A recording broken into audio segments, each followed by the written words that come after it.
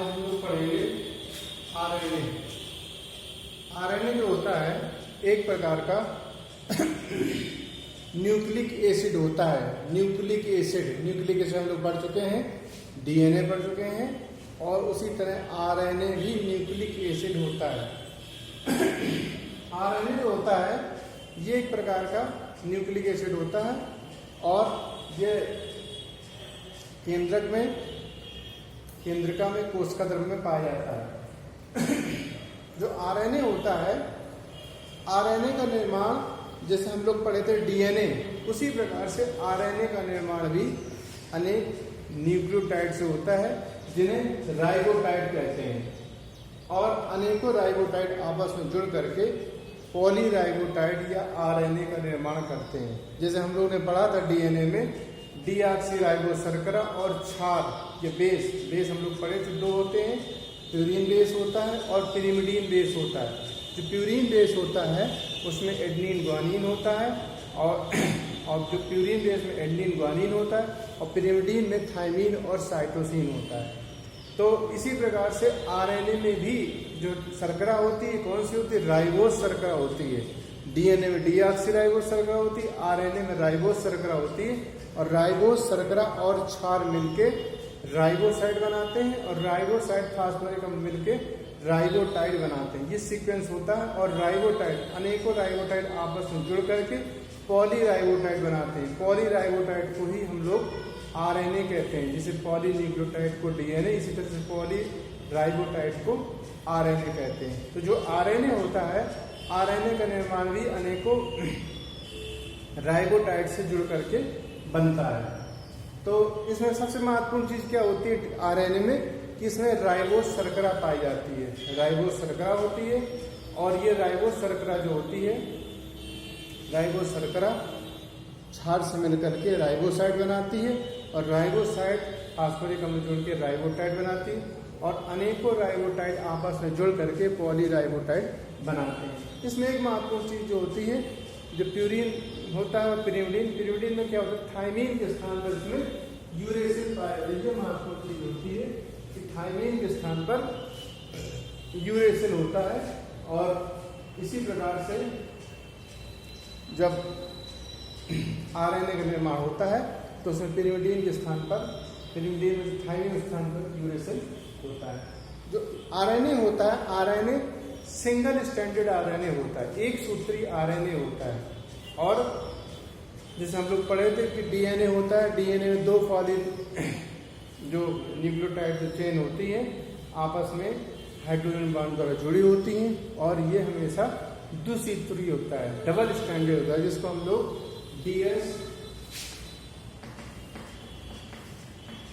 DNA कहते हैं, double standard DNA कहते हैं। इसी प्रकार से जो आरएनए होता है, आरएनए हमेशा सिंगल स्टैंडर्ड होता है, एक सूत्री आरएनए होता है। और ये जो आरएनए होता है, ये आरएनए जो है हमेशा एक सूत्री होता है, सिंगल स्टैंडर्ड होता है। लेकिन एक्सेप्शन इसमें भी हो, जैसे उसमें एक्सेप्शन हम लोग पढ़े थे, उसमें हम लोग पढ़े थे कि जो डीएनए होता है 5 गुणे 174 पोलीफेज S13E पोलीफेज हम लोग पढ़े थे। ये जो वायरस होता है, ये वायरस सिंगल स्ट्रैंडेड डीएनए होता है, सिंगल स्ट्रैंडेड डीएनए इसमें पाया जाता है पोलीफेज वायरस में। फेज वायरस जो तुमको उस दिन बताया था आप लोगों को, फेज वायरस जो होता है वो टैडपोल तरह होता है और ये वायरस केवल बैक्टीरिया में ही आक्रमण करता है। तो जो 5 गुणे 70 पोलीफेज है, S13 पोलीफेज है, ये सिंगल स्टैंडर्ड डीएनए होता है। इसी प्रकार से आरएनए में भी अपवाद होता है। आरएनए में क्या होता है? आरएनए सिंगल स्टैंडर्ड होता है, लेकिन एक होता है रियो वायरस होता है और वाउंड ट्यूमर वायरस होता है। रियो वायरस और वाउंड ट्यूमर वायरस जो होता है, ये वायरस डबल स्ट्रैंडेड आरएनए, इन वायरस में जो आरएनए होता है वो द्विसूत्री आरएनए पाया जाता है। तो आरएनए विशेष इसके समय आरएनए हम लोग जाने कि आरएनए सिंगल स्ट्रैंडेड होता है। आरएनए का निर्माण राइबो शर्करा से होता है। थाइमिन स्थान पर यूरेसिल होता है। आरएनए कोश का केंद्रक में कोशिकाद्रव्य में आ जाता है। और जो आरएनए होता है, आरएनए का निर्माण अनेकों राइबोटाइड के मिलने से होता है। अब आगे पढ़ेंगे आरएनए कितने प्रकार का होता है। पहला होता है एमआरएनए। एमआरएनए मतलब होता है मैसेंजर आरएनए, संदेशवाहक आरएनए। हम लोग उस दिन भी पढ़े थे डीएनए में कि दो प्रकार की प्रोसेस होती है। जब देखते हैं तो ये कोशिका है, केंद्रक है, केंद्रिका है,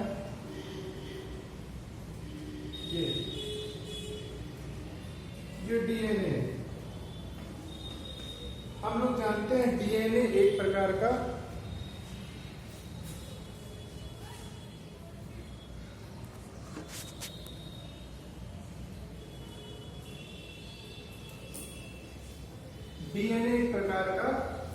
जेनेटिक मटेरियल होता है। आनुवंशिक सूचना को ले जाने वाला डीएनए होता है। और मैसेंजर आरएनए क्या होता है? दो प्रोसेस होती है, एक होती ट्रांसक्रिप्शन होती है, एक होती ट्रांसलेशन होती है। जो ट्रांसक्रिप्शन प्रक्रिया होती है, ट्रांसक्रिप्शन में क्या होता है कि डीएनए से एमआरएनए का बनना, डीएनए से एमआरएनए का बनना, डीएनए से संदेशवाहक आरएनए का निर्माण होने की क्रिया को ट्रांसक्रिप्शन कहते हैं। ट्रांसक्रिप्शन क्रिया जो होती है वो जो कोशिका होती है उस कोशिका के केंद्रक में होती है। केंद्रक में जो डीएनए होता है, हम लोग जानते हैं डीएनए में आनुवंशिक सूचनाएं संचित रहती हैं। डीएनए से जो एमआरएनए बनता है उसे ट्रांसक्रिप्शन कहते हैं। ये प्रोसेस लगातार चलती रहती है। और जो एमआरएनए होता है, संदेशवाहक आरएनए होता है, वो एमआरएनए जैसे पेड़ से छाल निकलती है उसी प्रकार से ये एमआरएनए लगातार केंद्रक के डीएनए से बनकर निकलता रहता है। और उसमें क्या होता है कि जब फॉर्मेशन आरएनए का होता है कि दोनों हाइड्रोजन बॉन्ड टूट जाते हैं और आरएनए बनने लगता है। और जो उसमें जो कॉम्प्लीमेंट्री होते हैं तो थाइमिन के स्थान पर यूरेसिल बन जाते हैं। इस प्रकार से ये एमआरएनए जो मैसेंजर आरएनए, ये हिंदी में संदेशवाहक आरएनए कहते हैं, ये एमआरएनए संदेश लेकर के कौन सा संदेश? केंद्रक से जो आनुवंशिक सूचनाएं हैं, जो डीएनए में संचित सूचनाएं, उन संचित सूचनाओं को लेकर के केंद्रक से कोशिकाद्रव्य में आता है और कोशिकाद्रव्य में आकर के राइबोसोम में फिट हो जाता है और उसी के साथ से प्रोटीन का संश्लेषण होता है। तो एमआरएनए हो गया। एमआरएनए का काम होता है संदेशवाहक आरएनए कहते हैं। ये संदेश लेके आता है। कुल आरएनए का लगभग 3 से 5% तक होता है।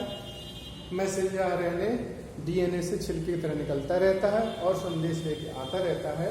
केंद्रक से आता है, कोशिकाद्रव्य में राइबोसोम में आकर फिट हो जाता है और ये प्रक्रिया लगातार कोशिका में चलती रहती है। एमआरएनए क्लियर हुआ। अब आता है आरएनए।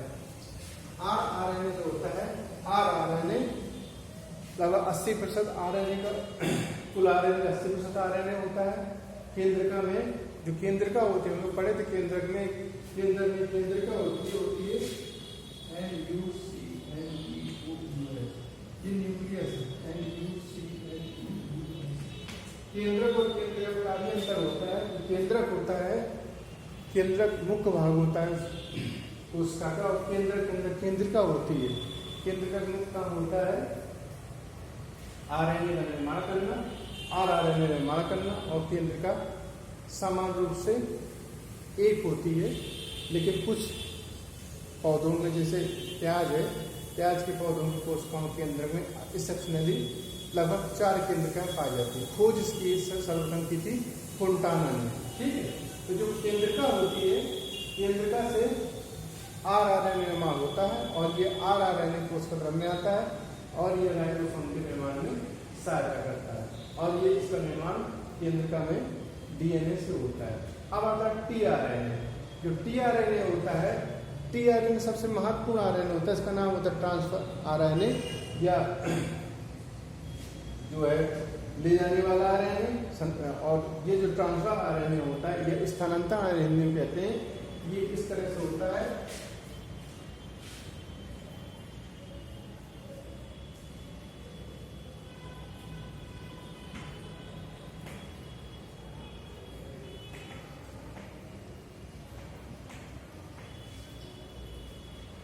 ये क्लोवर एक चारा होता है, क्लोवर चारा होता है, उस चारे की पत्ती के समान होता है टीआरएनए।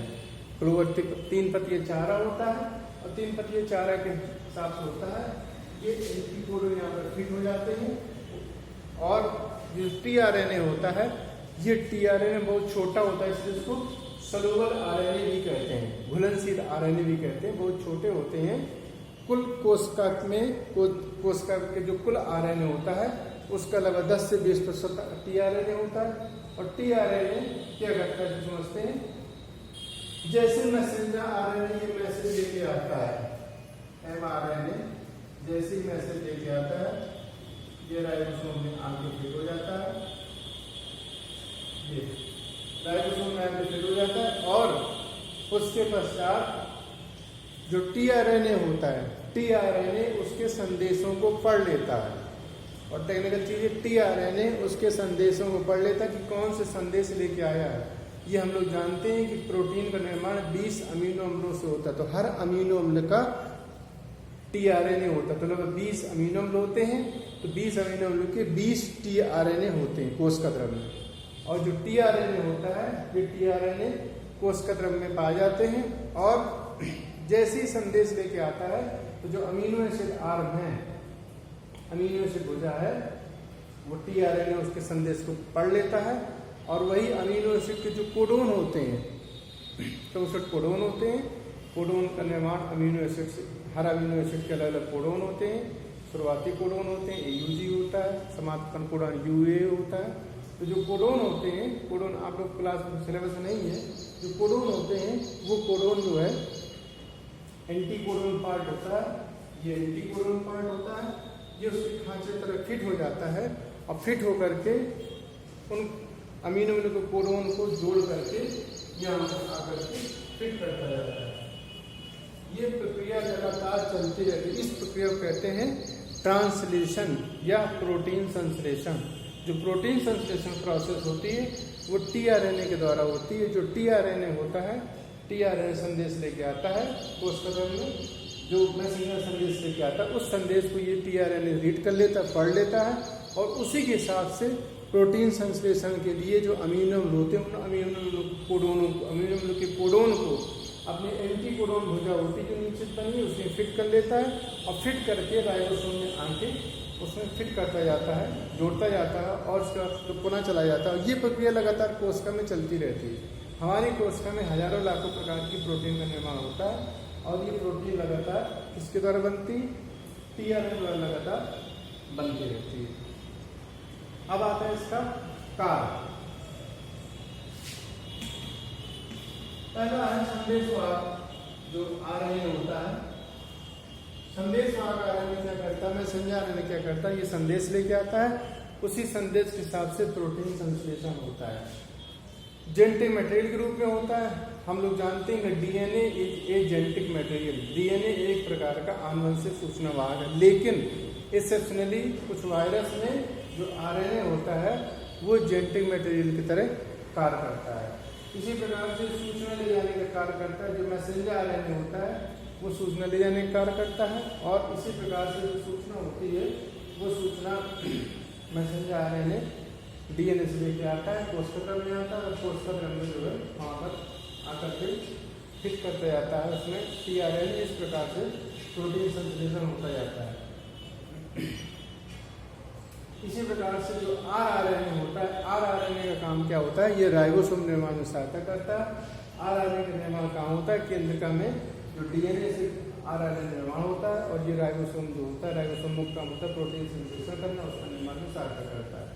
जो टीआरएनए होता है, टीआरएनए होता है, टीआरएनए एक प्रकार का सबसे छोटा आरएनए होता है, घुलनशील आरएनए कहते हैं। और ये आरएनए क्लोवर एक चारा होता है, तिब्बती चारा उसके समान होता है।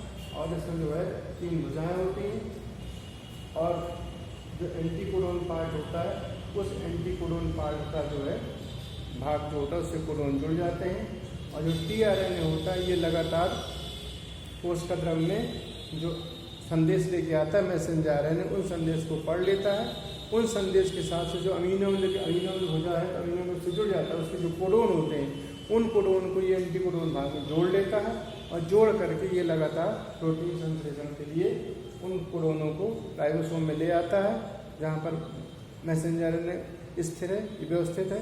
ये प्लेटफॉर्म तरह राइबोसोम जो काम करता है वहाँ पर आता है, जोड़ता है, फिर चला जाता है, जोड़ता है, फिर चला। इस तरह से जो जितने प्रकार के आरएनए हैं भिन्न प्रकार के कोडोन को लेके आते हैं और ये प्रक्रिया लगातार चलती रहती है। इस प्रकार से ये आरएनए ट्रांसफर आरएनए जो होता है लगातार प्रोटीन संश्लेषण, इसको हम लोग ट्रांसलेशन कहते हैं, प्रोटीन संश्लेषण में सहायता करता है, ये प्रोटीन निर्माण में सहायता करता है। अब आता है डीएनए आरएनए में अंतर। हम लोग जानते हैं डीएनए में डीऑक्सीराइबो शर्करा होती है, आरएनए में राइबो शर्करा होती है। डीएनए डबल स्टैंडर्ड होता है, आरएनए सिंगल स्टैंडर्ड होता है। जो डीएनए होता है उसमें थाइमीन होता है और आरएनए में यूरेसिल पाया जाता है। जो डीएनए होता है, डीएनए का मुख्य काम होता है आनुवंशिक सूचनाओं को ले जाना। आरएनए क्या करता है, आरएनए उन्हीं आनुवंशिक सूचनाओं के हिसाब से प्रोटीन संश्लेषण करता है। जो डीएनए होता है, डीएनए का जो निर्माण होता है अनेकों पॉलीन्यूक्लियोटाइड से होता है। इस तरह से आरएनए निर्माण अनेकों राइबोटाइड से होता है, पॉलीराइबोटाइड से होता है। जो उसमें जो न्यूक्लियोसाइड होता है उसमें राइबोसाइड होता है। आरएनए में, डीएनए में न्यूक्लियोटाइड होता है, आरएनए में राइबोटाइड होता है। आरएनए जो होते हैं जेंटिमेटल तरह कार्य नहीं करते, लेकिन कुछ अपवाद स्वरूप कुछ विषाणुओं में जो आरएनए होता है वो जेंटिमेटल तरह कार्य लगातार करता रहता है।